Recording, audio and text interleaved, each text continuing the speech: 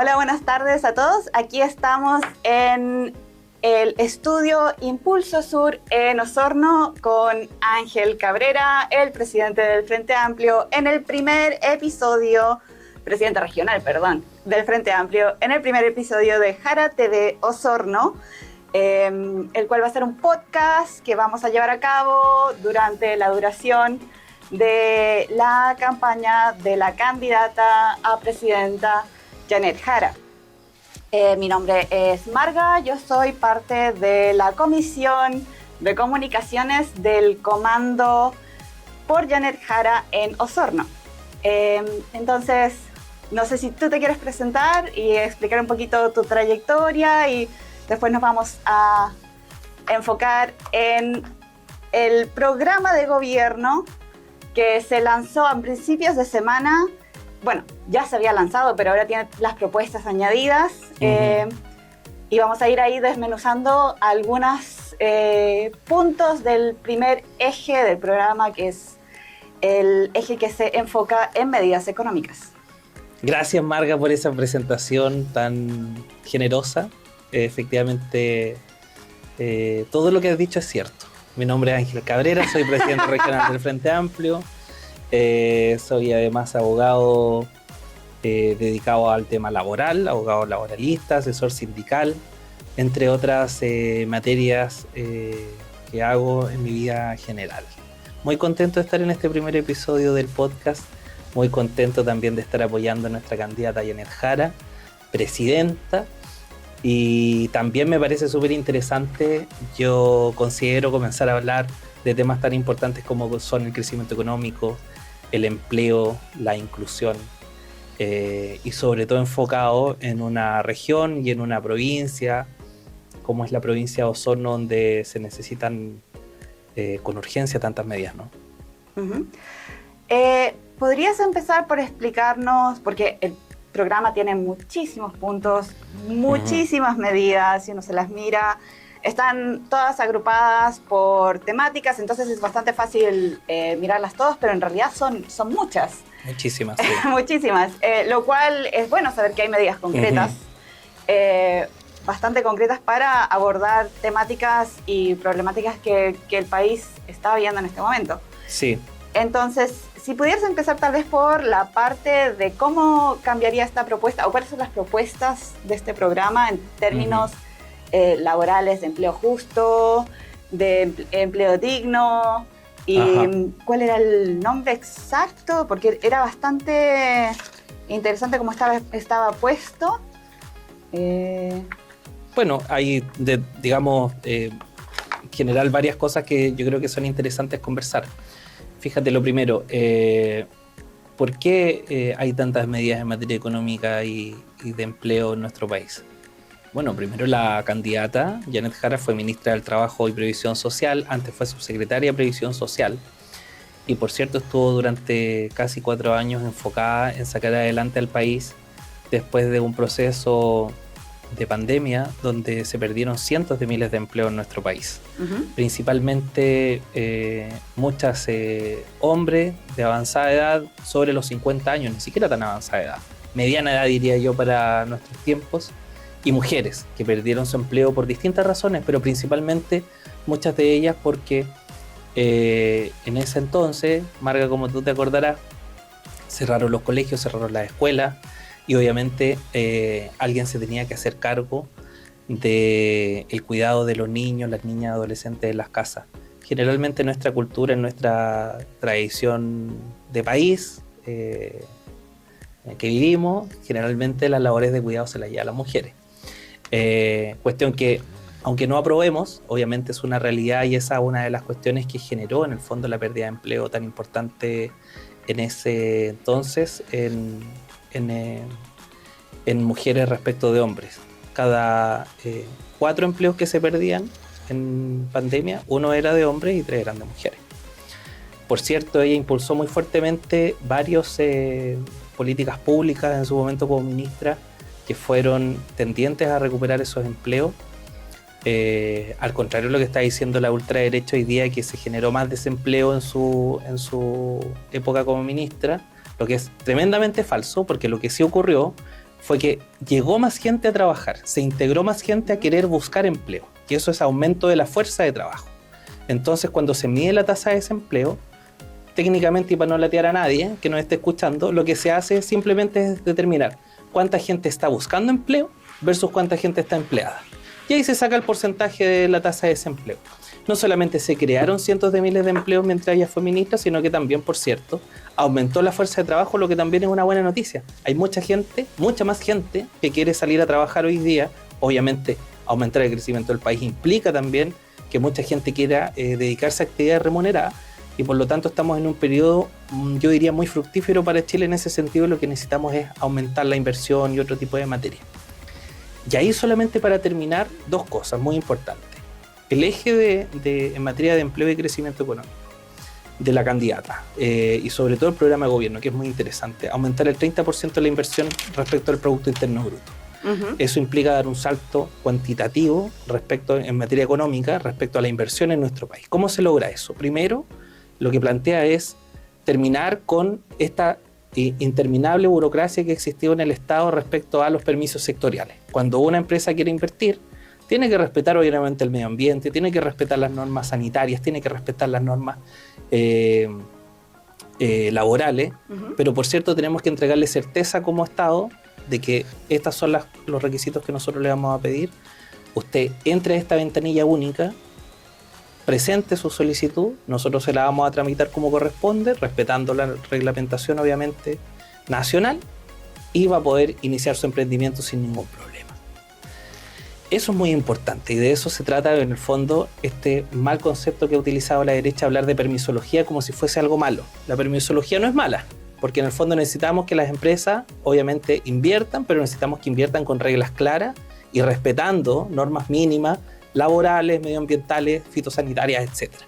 Pero también no podemos ser una piedra de tope para la inversión, porque eso genera crecimiento y genera empleo. Y eso es lo que ha buscado Janet Jara en su programa.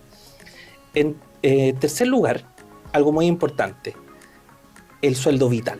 El sueldo vital no es sueldo mínimo, es sueldo vital, 750.000 pesos. ¿Y por qué se habla de sueldo vital? Porque es un sueldo que lo que busca es solucionar las condiciones mínimas de vida de las personas que trabajen asalariadamente 44 horas hoy día, 40 horas cuando ya la ley se termine de implementar completamente.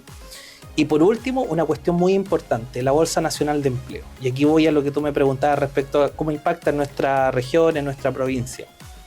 Fíjate que nosotros en nuestra provincia tenemos 3 materias productivas muy importantes. Primero, la ganadería, por cierto, la agricultura, el comercio y el turismo, ¿no? Aquí hay 4, yo dije 3, pero es agricultura, ganadería, es una completa, grande, y luego viene el comercio y el turismo. En todas esas sectores productivos, lo que está ocurriendo es que progresivamente se está reemplazando la mano de obra de una persona, un ser humano común y corriente de carne y hueso, ¿con qué? Con una máquina. Lo estamos viendo, por ejemplo, en el sector de comercio, en el retail, en los supermercados. Ya no existen las 20 o 30 cajas que veíamos, no solamente en los supermercados, sino que en las tiendas que venden artículos electrodomésticos, en el retail en general. Lo que está ocurriendo es que la gente tiene que ir a pagar a través de una máquina. Esos cientos de miles de empleos que se pierden, no los vamos a recuperar si no logramos tener una política pública de empleabilidad que lo que busque es capacitar de mejor manera a esos trabajadores que pierden su empleo. ¿Y por qué necesitamos capacitarlos de mejor manera? Porque las condiciones laborales de hace 30 años atrás cambiaron. Entonces ya no necesitamos, por ejemplo, como un ejemplo tal vez básico, no necesitamos a un secretario que sepa tipografía en una máquina de escribir, porque ya no se ocupa ni máquina de escribir y todos saben tipografía.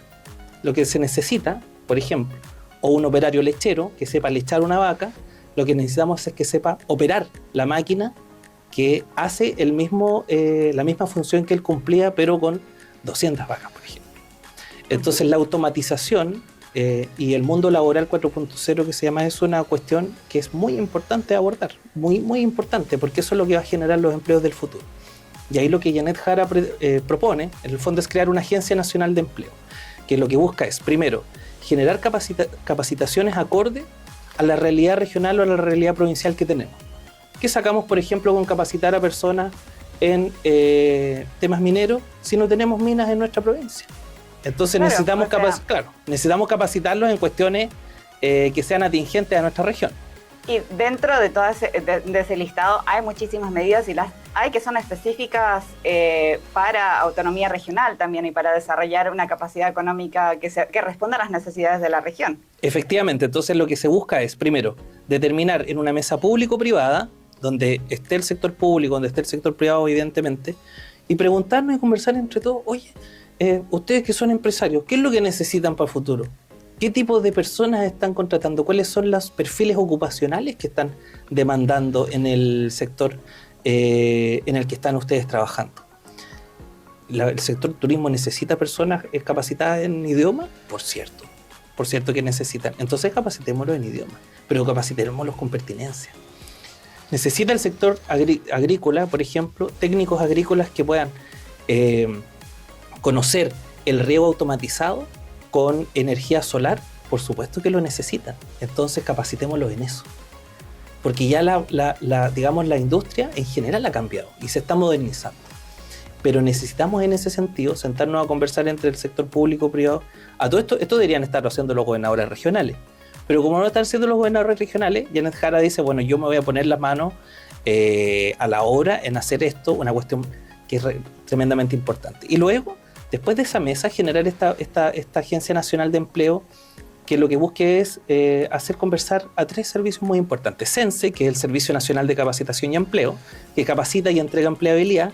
Las oficinas municipales de intermediación laboral, que son programas pagados por el Ministerio del Trabajo y Seguridad Social y que están insertos dentro de las municipalidades. Y Chile Valora, que es una agencia estatal que lo que hace es certificar ciertas habilidades que puedan tener las personas. Uh-huh.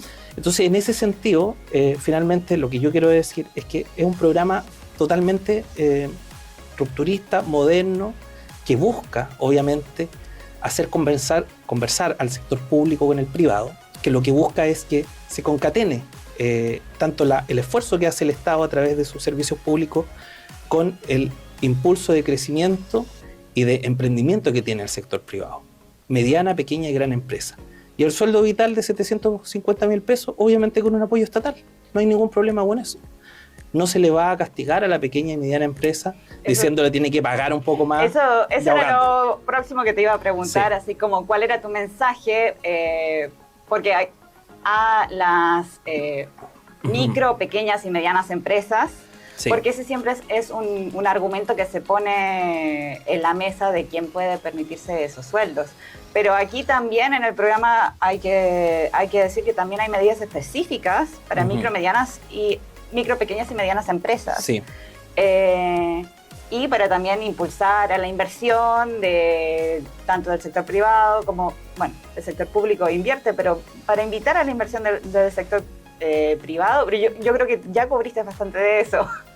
En nuestra región, la pequeña y mediana empresa y las grandes empresas conocen a la ministra, nuestra candidata Janet Jara cuando fue ministra, uh-huh.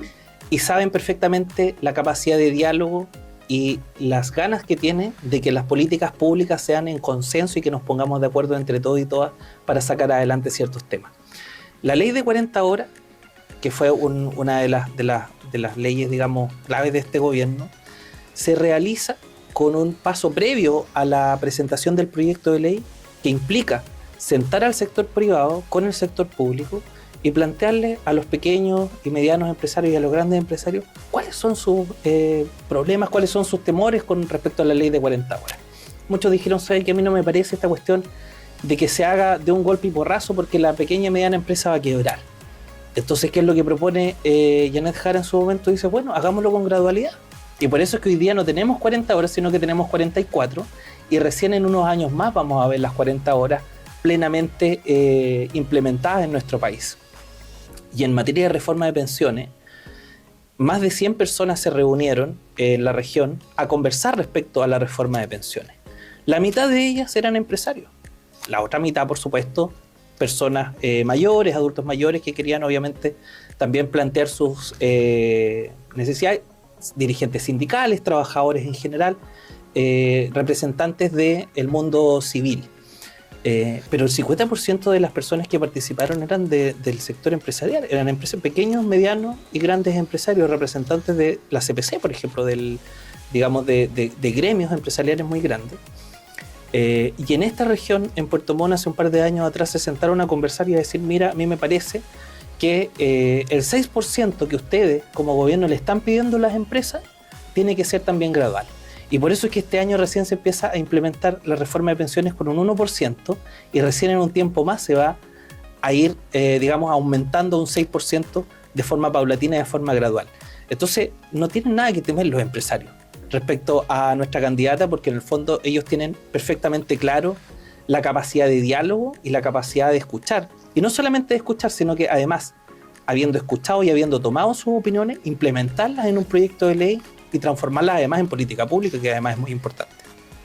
Bueno, muchísimas gracias, Ángel. Tocaste bastantes de las diferentes áreas del primer eje del programa, que es el eje que se centra en la economía y que tiene aún más puntos que esto, porque incluye justicia para consumidores, las políticas de exportación y políticas comerciales internacionales, pero hay bastantes temas y algunos que son bastante específicos para la región, la transformación productiva, sí, el tema de trabajo decente, formal, el apoyo a MIPYMES, le dicen, así como MIPYMES en vez de solo pymes ahora. Y han sido bastante iluminadoras tus respuestas, así que muchas gracias por explicarnos parte de este primer eje.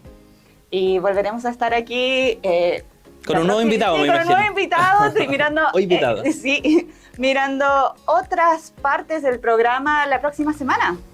Muy bien. Muchas gracias por escuchar y nos estamos viendo. Gracias, Marga, por la invitación y saludos a todos quienes nos escucharon o vieron.